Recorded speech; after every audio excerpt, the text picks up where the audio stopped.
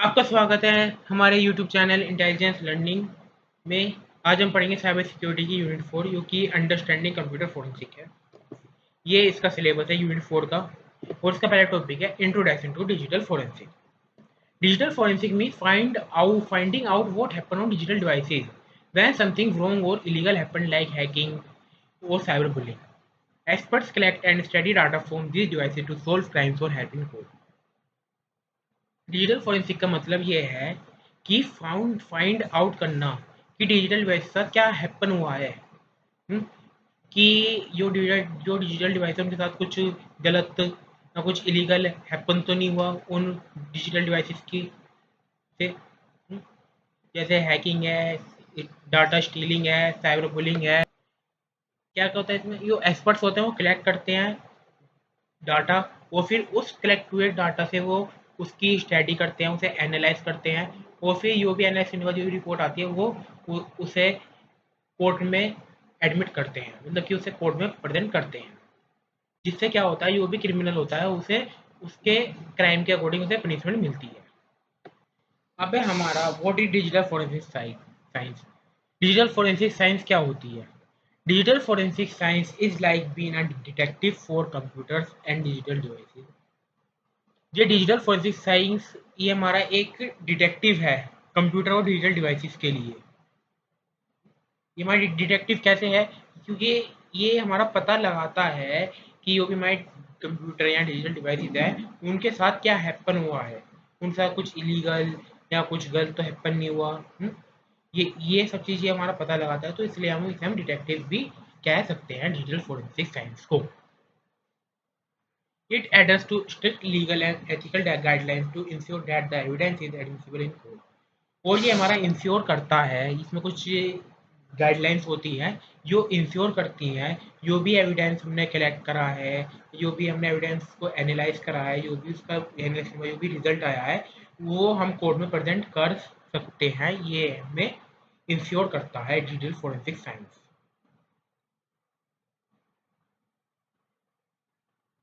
इसके कुछ फेसेस होते हैं डिजिटल फोरेंसिक साइंस के.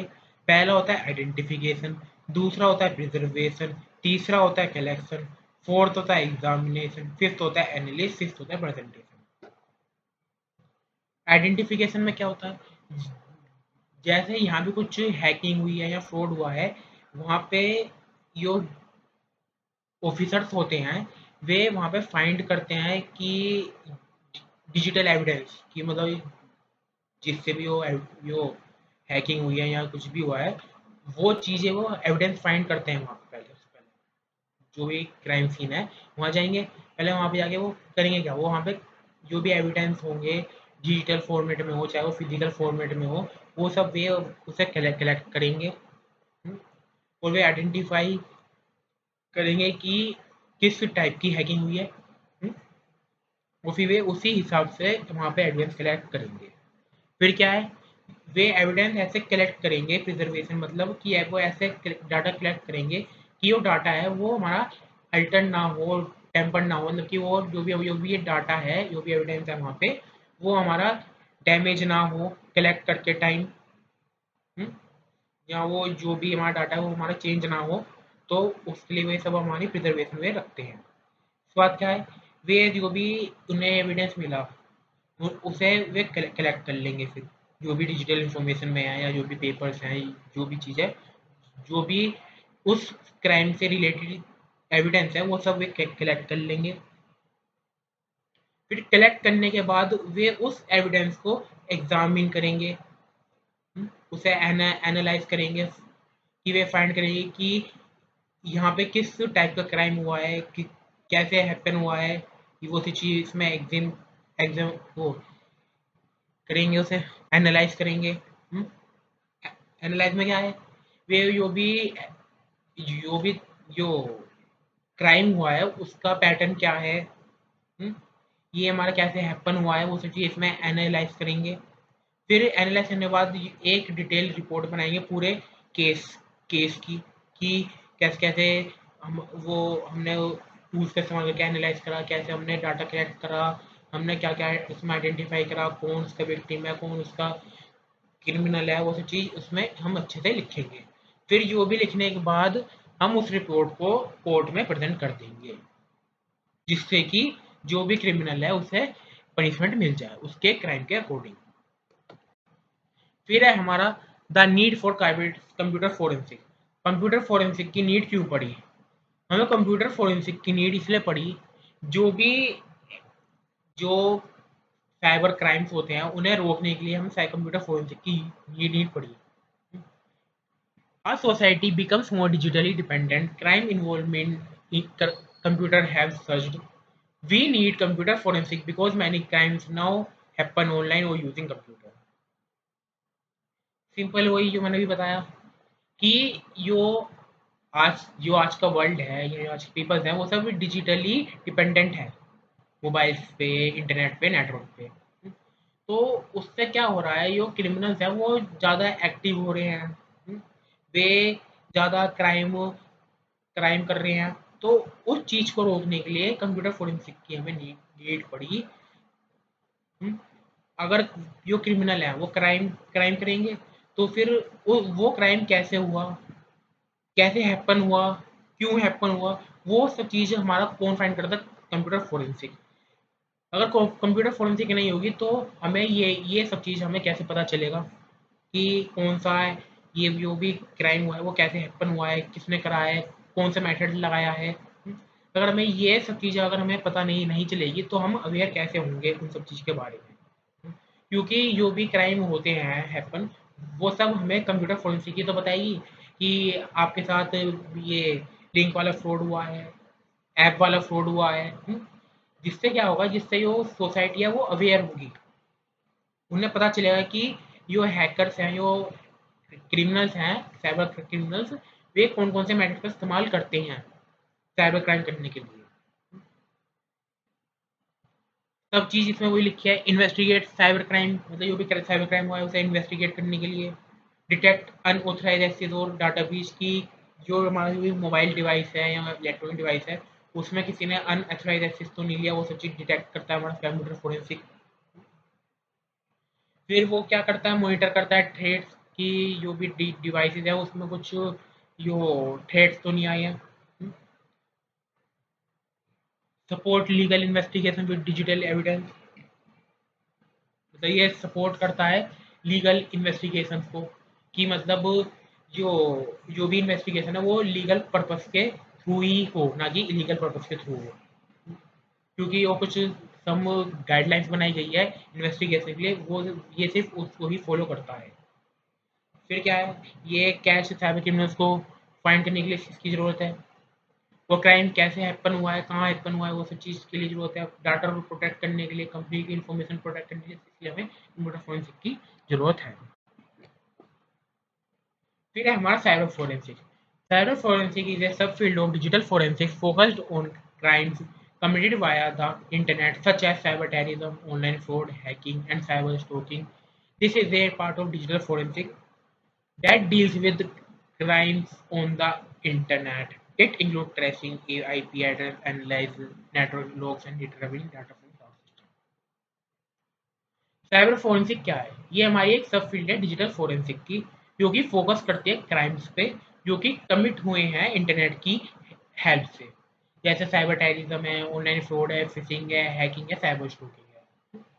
ये उन सब चीज़ को ये हमारा उन सब चीज़ का ये हमारा मतलब उस पर फोकस करती है और उस पर इन्वेस्टिगेशन करती है साइबर फोरेंसिक। ये साइबर फोरेंसिक हमारा पार्ट है डिजिटल फोरेंसिक का ही।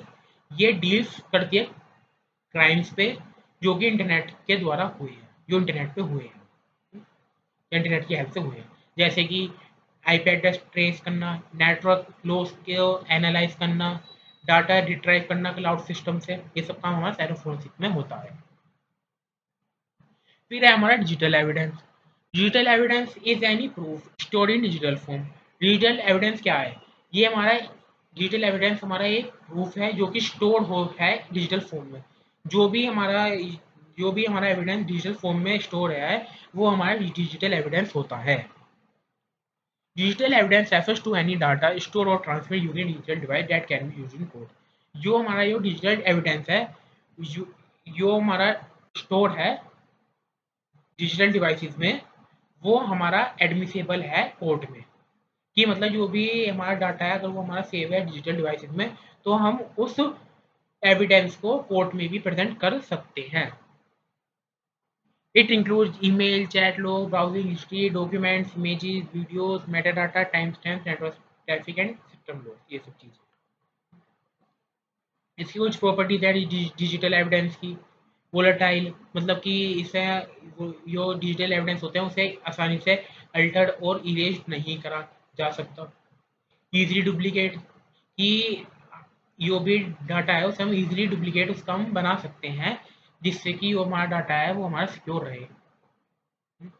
लीगल सेंसिटिविटी, मतलब ये हमारा चेन ऑफ कस्टडी को फॉलो करता है, वो कुछ रूल्स होते हैं उन्हें फॉलो करते, ये हमारा साइबर जो भी साइबर क्राइम हुए हैं उन्हें ये इन्वेस्टिगेट करते हैं। फिर है हमारा what is email forensic analysis. email forensic analysis is the process of examining emails to find evidence of cybercrime, fraud, harassment, or unauthorized access. It helps investigators track the sender, analyze the message, and check attachment for malware or fake information. Email forensic analysis हमारा एक process है जिसमें क्या करते हैं, जो हमारे जो साइबर फोरेंसिक के जो ऑफिसर्स होते हैं या एक्सपर्ट्स होते हैं, वे ईमेल्स को एग्जामिन करते हैं। क्यों?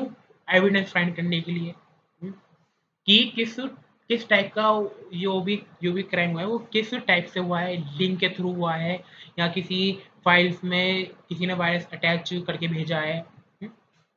वो सब चीज़ को ये एनालाइज करते हैं साइबर फोरेंसिक एक्सपर्ट ईमेल में। और ये हमारा हेल्प करता है, ये हमारा इसमें जो ईमेल्स होते हैं वो हमारा जो सेंडर होता है उसका ईमेल कंटेन करती है, रिसीवर का ईमेल कंटेन करती है।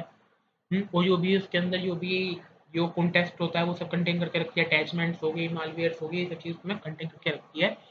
तो जो साइबर फोरेंसिक एक्सपर्ट्स होते हैं वे इन सब चीज़ को एनालाइज करके एक डिटेल रिपोर्ट बनाते हैं और वो कोर्ट में प्रेजेंट करते हैं। उसके बाद अब इसका स्टेप क्या है ईमेल फोरेंसिक एनालिसिस का, कि ईमेल फोरेंसिक को एनालाइज करने के क्या स्टेप्स हैं। पहला स्टेप है ईमेल कलेक्शन। जो भी साइबर फोरेंसिक जो भी ऑफिसर्स होंगे वो सबसे पहला स्टेप क्या लेंगे, जो भी ईमेल है उसे पहले कलेक्ट करेंगे इन्वेस्टिगेशन के लिए। जो भी ईमेल्स आई है इनबॉक्स में या जो भी भेजी गई ईमेल, सब ईमेल्स वो कलेक्ट करेंगे अपने पास और फिर उसे इन्वेस्टिगेट के लिए उसे भेजेंगे आगे। और और ये कुछ टूल्स का यूज़ करते हैं ईमेल्स को एक्सपोर्ट करने के लिए, जिससे कि जो भी हमारा जो ईमेल का जो ओरिजिनल कंटेंट है वो चेंज ना हो। जब भी ये मान लो अगर ये ईमेल का जो भी है उसे कलेक्ट करते हैं ईमेल को, तो ये कुछ टूल्स का इस्तेमाल करते हैं जिससे कि जो भी हमारे ईमेल्स है, जो भी हमारा ईमेल के अंदर जो भी कंटेंट है वो हमारा चेंज ना हो, ओरिजिनल का ओरिजिनल कंटेंट रहे, इसलिए वो कुछ टूल का इस्तेमाल करते हैं। फिर दूसरा है प्रिजर्वेशन ऑफ एविडेंस। इसमें क्या है, ये ईमेल्स होती हैं saved the image is saved in read only format to avoid temporary. क्या? Investigator create a hash value to ensure the data is not change. Chain of custody is maintain. क्या है, जो ईमेल है वो saved होती हैं, वो जो मतलब जो भी ईमेल्स हैं वे उन्हें सेव करते हैं रीड ओनली फॉर्मेट में। सिर्फ उन्हें सिर्फ पढ़ने के फॉर्मेट में ही वे उसे सेव करते हैं अपने पास एज एविडेंस, जिससे कि वो जो भी ओरिजिनल कंटेंट है वो हमारा चेंज ना हो। जो इन्वेस्टिगेटर होते हैं वे क्या करते हैं, वे उसकी एक हैश वैल्यू क्रिएट कर देते हैं, और जो कि वो इंश्योर करती है कि जो भी हमारा डाटा है वो हमारा चेंज नहीं हुआ है। और उसके बाद जो कुछ चेन ऑफ कस्टडी है उसे वे मेंटेन करके रखती है, कि जो भी ईमेल का रिकॉर्ड है, एसीज है, कैसे हैपन हुआ है, किन ने हैपन कराया, वो सब चीज़ हमारे इसमें मेंटेन करके रखते हैं। फिर हेडर एनालिसिस। उसके बाद क्या है, पहले ही ईमेल कलेक्ट करा, उसके बाद जो भी एविडेंस है उसे प्रिजर्व करा कि वो चेंज ना हो, ऐसा उससे हमने प्रिजर्व कर दिया। फिर क्या है उसके बाद हेडर एनालिसिस। हेडर कौन सा होता है, जहाँ पे हमारा जो भी सेंडर है उसका ईमेल एड्रेस होता है, रिसीवर का ईमेल एड्रेस होता है, टाइम होता है, डेट स्टैम्प होता है, वो सब हमारा हेडर होता है। जो साइबर फोरेंसिक होते हैं वे उस हेडर को एनालाइज करते हैं कि ईमेल कहाँ से आया है, ईमेल किसे भेजा गया है, किस टाइम भेजा गया है, ये सब चीज़ में एनालाइज करते हैं। फिर है हमारा बॉडी एंड कंटेंट एनालिसिस। उन्होंने हेडर हेडर एनालिसिस करा, उसके बाद भी जो भी उस ईमेल के अंदर जो भी बॉडी है या उसके अंदर कंटेंट है वो उसे एनालाइज करेंगे। वे उसे उसे पढ़ेंगे, उसे समझेंगे कि ये ईमेल हमारी किस टाइप से भेजी गई है, और इस ईमेल का भेजने के पीछे का पर्पस क्या है, वो सब चीज़ हमारे फाइंड करते हैं बॉडी एंड कंटेंट एनालिसिस में। फिर हमारा होता है अटैचमेंट एंड यूआरएल एनालिसिस। उन्होंने एक बार बॉडी और कंटेंट भी कर लिया एनालिस, हेडर भी एनालिस कर लिया, वो एनालाइज कर लिया। अब क्या करेंगे वे, जो भी उस ईमेल के साथ अटैचमेंट है या यूआरएल है उसे एनालाइज करेंगे कि जो अटैच जो भी हमारी अटैचमेंट है उसमें यूआरएल है, उसमें उसमें कहीं कुछ वायरस नहीं तो नहीं है, मालवेयर तो नहीं है, या वो कुछ उसमें हिडन हिडन कुछ और डाटा तो नहीं है, वो सब चीज़ उसमें ये एनालाइज करेंगे। फिर क्या है, फिर मेटा डाटा एग्जामिनेशन में क्या है, फिर ये डाटा के अंदर के डाटा को भी ये एनालाइज करेंगे कि वो कैसे क्रिएट हुआ है, कब लास्ट एडिट हुआ है, कौन सा डिवाइस वो सॉफ्टवेयर इस्तेमाल करा है, वो सब चीज़ में एग्जामिन करते हैं। फिर वे क्या करते हैं, जो उसका जो ईमेल आया है उसका आईपी एड्रेस ट्रैक करते हैं। फिर क्या है, रिपोर्टिंग में क्या है, जो भी साइबर फोरेंसिक वालों ने जो भी समझा केस, क्या केस है, कौन से टूल है, कौन क्या कैसे उन्होंने एनालाइज करा, फिर ये उसकी एक डिटेल रिपोर्ट बनाते हैं, जो भी उन्हें फाइंड हुआ है, जो भी एविडेंस है उन सब चीज़ को एक रिपोर्ट में प्रॉपर रिपोर्ट तैयार करके बनाते हैं, और फिर वही उस रिपोर्ट को सबमिट कर देते हैं as evidence in court. Digital forensic life cycle. The digital forensic life cycle is a series of steps followed by investigator to handle and examine digital evidence properly from start to finish। मतलब ये हमारी एक life cycle है जो कि investigator follow करते हैं digital evidence को हैंडल करने से लेके एग्जामिन करने तक। पहला क्या है, आइडेंटिफिकेशन। आइडेंटिफिकेशन में क्या है, जो भी ऑफिसर्स हैं वे डिटेक्ट करेंगे इंसिडेंट, जो क्राइम हुआ है वहाँ पे, जैसे ही वे वहाँ जाएंगे, जो भी ऑफिसर्स हैं अगर वे क्राइम सीन पर जाएंगे तो वे सबसे पहले क्या क्या वो करेंगे, आइडेंटिफाई कि जो भी क्राइम है वो कैसे हुआ है, किसके द्वारा करा गया है, क्यों हुआ है, वो सब चीज़ वे वहाँ पे फाइंड करते हैं। एविडेंस फाइंड करेंगे। एविडेंस फाइंड करने के बाद कहेंगे जो भी उन्हें एविडेंस मिलेगा वे उस एविडेंस को कलेक्ट करेंगे जिस भी फॉर्म में उन्हें मिला है, चाहे वो डिवाइस के फॉर्म में हो, चाहे वो पेपर की फॉर्म में हो, चाहे वो फाइल की फॉर्म में हो। सिर्फ वे उस डाटा को कलेक्ट करेंगे जो कि उस क्राइम से रिलेटेड है। फिर है हमारा प्रिजर्वेशन। प्रिजर्वेशन में क्या है, ये हमारा जो भी एविडेंस मिला है ये उसे प्रोटेक्ट करके रखेंगे, कि वो चेंज ना हो, डिलीट ना हो, डैमेज ना हो, ऐसे ये उसे प्रोटेक्ट करके रखेंगे अपने डिजिटल एविडेंस को। और ये हमारा इंश्योर करता है कि जो भी हमारा एविडेंस है वो हमारा ओरिजिनल फॉर्म में ही है, ना कि अल्टर फॉर्म में या कॉपी फॉर्म में नहीं है। ये हमारा ये एग्जांपल कैसे, मतलब देखो कैसे करता है प्रिजर्व। ये क्या करेंगे, जो भी हमारा एविडेंस मिला है, जो भी हमें डिजिटल एविडेंस में मिला है, चाहे पेपर में मिला है, चाहे फिजिकल में, कैसे भी हमें एविडेंस मिला है, उसका वे एक कॉपी बना लेंगे अलग से, जिससे कि वो हमारा जो अगर हम एग्जामिन करें तो ओरिजिनल डाटा तो हमारा वैसे का वैसे ही रहे, सिर्फ जो भी चेंजेस हो वो हमारा चेंज हो कॉपी वाले डाटा में। जो भी जो डिजिटल फोरेंसिक के जो भी वहाँ पे जो ऑफिसर्स होते हैं वे एग्जामिन करते हैं कॉपी हुए हुए डाटा को, ना कि ओरिजिनल डाटा को। जिससे कि अगर यो भी मान लो, अगर यो भी एग्जामिन करते टाइम या यो भी एनालाइज करते टाइम अगर यो भी कुछ भी जो डाटा में चेंजेस हो वो हमारे कॉपी वाले डाटा में हो, ना कि ओरिजिनल वाले डाटा में। फिर वही डॉक्यूमेंटेशन, डिटेल डॉक्यूमेंटेशन बनाएंगे, जो भी हमने स्टेप्स लिए हैं, जो भी हमें टूल्स इस्तेमाल करें उसका, फिर उसे प्रेजेंट कर देंगे, जो भी हमारी रिपोर्ट है उसे कोर्ट रूम में।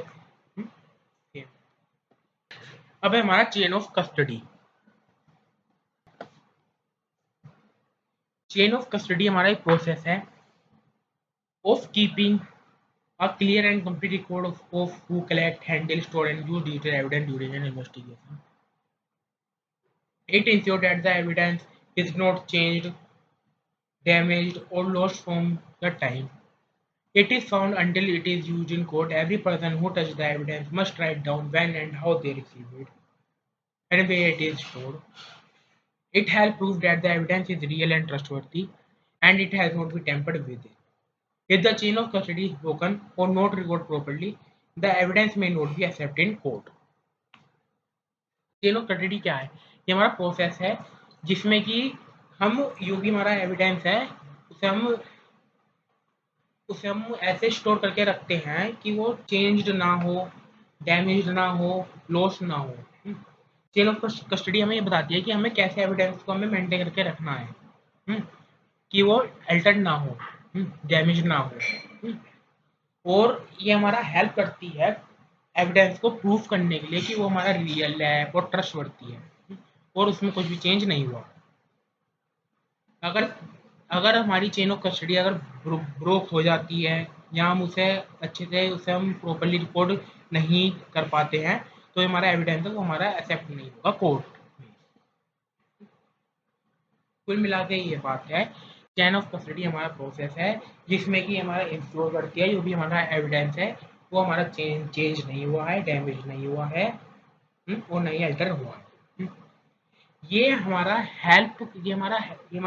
प्रूफ करती है जो भी हमने एविडेंस कलेक्ट कर रहा है, जो एनालाइज करा है, वो एक रियल और ट्रस्टवर्दी है और वो एडमिसिबल है कोर्ट में। अगर इन केस अगर चेन ऑफ कस्टडी अगर ब्रोक हो जाती है या उसे हम अच्छे से उसे मेंटेन नहीं कर पाती है चेन ऑफ कस्टडी को, तो जो भी हमारा एविडेंस है वो कोर्ट में एक्सेप्ट नहीं होगा। फिर है हमारा network forensic. Network forensic is the process of monitoring and analysing computer network traffic to detect and investigate cyber crimes. It helps find out what happened during a cyber attack by looking at the data that moved through the internet or a local network. इसमें क्या होता है, इसमें जो network forensic में जो officers होते हैं वो मॉनिटर करते हैं नेटवर्क को, जो भी कंप्यूटर का जो भी नेटवर्क ट्रैफिक है उसे वो डिटेक्ट करते हैं और उसे इन्वेस्टिगेट करते हैं। वो फाइंड करते हैं कि जो भी मतलब क्राइम हुआ है वो हमारा उसमें नेटवर्क फोरेंसिक में क्या क्या उसमें इन्वॉल्वमेंट हुई है, कि अगर जो भी साइबर क्रिमिनल है उनने कुछ नेटवर्क में तो कुछ जो छेड़खानी करके कुछ एंट्री तो नहीं ली, या उनने कुछ जो लूप होल्स होते हैं नेटवर्क के उसका तो इस्तेमाल नहीं करा। वो सब चीज़ें इसमें एनालाइज करते हैं फोरेंसिक एक्सपर्ट्स नेटवर्क फोरेंसिक में। जैसे कि for example if someone hacks into a system और send a virus, network forensic experts can track where the attack comes from, what data was accessed and how the attack was carried out। क्या है, अगर मान लो किसी ने system पे attack करा और उनने वायरस भेज दिया तो जो नेटवर्क फोरेंसिक एक्सपर्ट्स हैं वो ट्रैक करेंगे कि जो भी अटैक आया है वो कहाँ से आया है, और उनने कौन कौन से डाटा को एक्सेस करा है और वो डाटा जो भी अटैक है वो हमारा क्यों हैपन हुआ है, वो सॉरी कहाँ से हैपन हुआ है, वो सब चीज़ें इसमें फाइंड करते हैं नेटवर्क फोरेंसिक एक्सपर्ट्स। और ये हमारा डन होता है capturing by this is done by capturing data packets and examining things like IP address, login attempts, suspicious downloads। क्या करते हैं जो नेटवर्क फोरेंसिक एक्सपर्ट्स होते हैं वे डाटा को कैप्चर करते हैं, जो भी IP एड्रेस है, लॉगिन अटैम्प्ट्स है, उन सबको ये हमारा एग्जामिन करते हैं। ये हमारा बहुत ही ज़्यादा हेल्पफुल होता है डिटेक्ट करने में hacking, fishing, video attack and data thief. वो मतलब जो बहुत सारे भी होते हैं जो भी जिसमें भी नेटवर्क का इन्वॉल्वमेंट होता है उन सबको ये फाइंड करने में हमारी हेल्प होता है network forensic experts. Network forensic में क्या है, इसमें क्या होता है, जो नेटवर्क फोरेंसिक के जो ऑफिसर्स या एक्सपर्ट्स होते हैं वो नेटवर्क को एनालाइज करते हैं और वो फाइंड करते हैं कि वो भी हमारा जो क्राइम हुआ है वो क्राइम कहाँ से हुआ है, और अगर हुआ है हमारे सिस्टम पे अटैक हुआ है तो उनने कौन कौन से डाटा को एक्सेस करा है और उनने कैसे कैसे उनने आपके नेटवर्क में एंट्री ली है, वो सब चीज़ें हमारे इसमें एनालाइज करते हैं नेटवर्क फोरेंसिक एक्सपर्ट्स और ऑफिसर्स। इसमें ये हमारे सिर्फ नेटवर्क को ही एनालाइज करते हैं नेटवर्क फोरेंसिक एक्सपर्ट्स। ये हमारी कुछ अप्रोच है कंप्यूटर फोरेंसिक इन्वेस्टिगेशन की, सेम वही है जो हमने यहाँ इसमें पढ़ी थी, digital forensic life cycle same वही है, कुछ चेंज नहीं है। प्रिपेयर एंड प्लान प्लान वही कि अगर अगर तुम में कोई केस आया है तो पहले क्या करोगे, पहले तुम अपनी जो भी टीम है उसे तुम यो उसे तैयार करोगे कि मतलब तुम्हें कौन कौन से बंदे को लेके जाना है, जो जो भी क्राइम सीन है उस पर, और तुम्हें वहाँ पे आके तुम्हें क्या क्या एक्शन लेना है उस प्लानिंग करोगे। और फिर वहाँ पे जाके जो भी सीन है उसे तुम सिक्योर करोगे। फिर वहाँ से डिजिटल एविडेंस कलेक्ट करोगे, चाहे वो कैसे भी हालत हो, जो भी हमारे क्राइम से रिलेटेड एविडेंस है उसे तुम कलेक्ट करोगे, उसे प्रिजर्व करोगे, फिर उसे एनालाइज करोगे, फिर उसकी एक डॉक्यूमेंटेशन बनाओगे, फिर उसकी जो भी रिपोर्ट है तुम उसे कोर्ट में एडमिसिबल कर दोगे। उसके बाद है हमारा forensics and social networking sites. Social media forensic involves collecting and analyze digital evidence from social networking sites like Facebook, Instagram, WhatsApp, Twitter and LinkedIn to investigate crimes, misconduct और data leakage। इसमें क्या होता है, जो social media forensics होते हैं वे collect करते हैं डाटा, जो भी एविडेंस, जो भी डिजिटल एविडेंस है उसे सोशल मीडिया से, जैसे फेसबुक से, इंस्टाग्राम से, व्हाट्सएप से, ट्विटर से, यहाँ से ये हमारे डिजिटल एविडेंस कलेक्ट करते हैं और उन्हें इन्वेस्टिगेट करते हैं और उसमें से एविडेंस और फाइंड करते हैं। नेटवर्क इसमें क्या था, नेटवर्क फोरेंसिक में जो नेटवर्क फोरेंसिक एक्सपर्ट थे ऑफिसर थे वो नेटवर्क को एनालाइज कर रहे थे। और इसमें क्या है, इसमें क्या है, जो सोशल मीडिया के जो फोरेंसिक्स होते हैं वो जो भी सोशल मीडिया या सोशल नेटवर्किंग साइट होते हैं ये वहाँ से एविडेंस निकालते हैं। जैसे मान लो किसी बंदे का कुछ यो क्राइम हैपन हुआ है, साइबर क्राइम, तो क्या हुआ, यो नेटवर्क फोरेंसिक वाले तो नेटवर्क फोरेंसिक को वो करेंगे एनालाइज, और जो उस बंदे के साथ जो हैपन हुआ है उसके सोशल मीडिया में से जो भी कुछ हो सके वो कुछ एविडेंस मिल जाए, तो वो एविडेंस कौन फाइंड करेगा, सोशल मीडिया फोरेंसिक्स। अब क्या है, security and privacy threat on social media, की सिक्योरिटी और प्राइवेसी थ्रेट्स क्या है सोशल मीडिया पे। एक तो ये डाटा थीफ्स, मतलब जो भी हमारे पर्सनल डाटा है, जो भी फोटोज हैं, एड्रेस है, वो सब हमारा चोरी होने का डर है और उसका मिसयूज होने का भी डर है अगर हम अपना पर्सनल डाटा सोशल मीडिया पे शेयर करते हैं तो। फिर फेक प्रोफाइल्स, जो क्रिमिनल्स होते हैं वो वे कुछ पीपल्स का या कुछ पर्सन का वे उनके नाम से और उनकी फोटोज लगा के वे कुछ फेक अकाउंट क्रिएट करते हैं और फिर वे उससे स्कैम हो गए, हैरेसमेंट हो गए, वो सारे फ्रॉड अटैम्प्ट करते हैं। फिर हमारा साइबर बुलिंग एंड हैरेसमेंट में क्या है, जो साइबर क्रिमिनल्स होते हैं वे लोगों को हैरेसमेंट करते हैं, ब्लैकमेल करते हैं उनकी कुछ प्राइवेट इंफॉर्मेशन के साथ से। एक हमारा फिशिंग अटैक होता है, इसमें कुछ ये हमारा ये मेल्स के थ्रू होता है फिशिंग अटैक, ये हमने बहुत डिटेल में पढ़ा है। फिर है हमारा image misuse and identity thief, same वही कि वो क्रिमिनल्स होते हैं वे हमारे फोटोज और वीडियोस का गलत इस्तेमाल कर सकते हैं किसी भी चीज़ में। अगर मान लो वे कुछ इलीगल एक्टिविटीज़ करते हैं और उन्होंने उसमें हमारी हमारी फ़ोटो इस्तेमाल कर ली, या आपकी फ़ोटो इस्तेमाल कर ली, तो उसमें हो सकता है कि कुछ जो जो भी मतलब होगा तो वो जो भी जो मतलब जो ऑफिसर्स होंगे वो आपको ही पकड़ेंगे। डाटा बीच बाय प्लेटफॉर्म की वो समटाइम्स जो मतलब प्लेटफॉर्म्स होते हैं वो खुद ही डाटा लीक कर देते हैं। नहीं तो वो कभी कभी हैक भी हो जाते हैं, कुछ प्लेटफॉर्म्स होते हैं। ये सब हमारे सिक्योरिटी एंड प्राइवेसी थ्रेट्स हैं सोशल मीडिया के। फोरेंसिक ऑन सोशल मीडिया में क्या है, वे जो भी डिलीट पोस्ट है, मैसेज है, ये वे उसे रिट्राइव करने की कोशिश करते हैं जिससे कि उन्हें कुछ और एविडेंस मिले। आईपी एड्रेस ट्रैक करते हैं, लॉगिन एक्टिविटीज़ ट्रैक करते हैं, और जो भी उस व्यक्ति की जो भी फ्रेंड लिस्ट है, चैट्स हैं, शेयर्स हैं, लाइक्स हैं, उन पर एनालाइज करते हैं और फिर जो भी उन्हें एविडेंस मिला है वो सब ये कोर्ट में प्रेजेंट कर देते हैं। फिर है हमारा चैलेंजेस क्या क्या आते हैं कंप्यूटर फोरेंसिक में, कि मतलब कंप्यूटर फोरेंसिक में क्या क्या क्या चैलेंजेस आते हैं। एक तो आता है डाटा वॉल्यूम। डाटा वॉल्यूम मतलब कि जो आजकल क्या है, डाटा बहुत सारा है। अगर मान लो किसी का कुछ हैपन हुआ है, वो कुछ क्राइम हैपन हुआ है, उस बात बहुत ही ह्यूज अमाउंट में डाटा है, तो क्या होगा, उस तो उस सारे डाटा को एनालाइज करने में टाइम भी बहुत लगेगा, टूल्स भी बहुत लगेंगे। तो उसमें क्या होगा, वो बहुत टाइम लेगा। हम्म, जो भी हमारा यो क्राइम है उसे फाइंड करने के लिए। ये सब है। फिर है हमारा इंक्रिप्शन, पासवर्ड प्रोटेक्शन। यो क्या होता है, यो सस्पेक्ट क्यों होते हैं, वे बहुत ही स्ट्रॉन्ग पासवर्ड्स और यो इंक्रिप्शन का वो इंक्रिप्शन यूज करते हैं फाइल को लॉक करने के लिए, जिसे कि जिसे कि जो पासवर्ड होते हैं उसे क्रैक करने के लिए बहुत टाइम भी लग जाता है कभी कभी, और उसके लिए बहुत एडवांस टूल्स की भी जरूरत होती है।